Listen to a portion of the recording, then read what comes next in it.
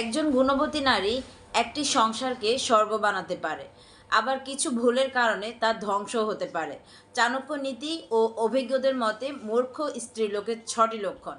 Number 1, অকারণে উচ্চবাচ্য করা, কথায় কথায় চিৎকার করা এবং বিনা কারণে ঝগড়া করা একজন কাণ্ডজ্ঞানহীন নারীর প্রথম লক্ষণ।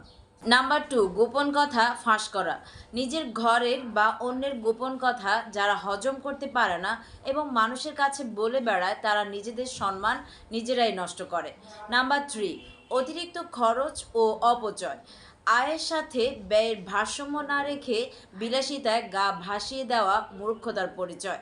নাম্বার 4, অন্যের সাথে তুলনা করা, নিজের স্বামী বা পরিবারকে সারাক্ষণ অন্যের সাথে তুলনা করে যারা আফসোস করে তারা কখনোই সুখী হতে পারে না।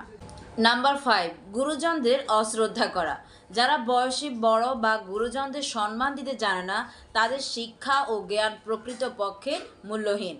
নাম্বার 6, নিজের ভুল স্বীকার না করা, সবসময় নিজেকে সঠিক মনে করা এবং নিজের ভুলগুলো সংশোধন না করার জেদ মূর্খতার চূড়ান্ত লক্ষণ।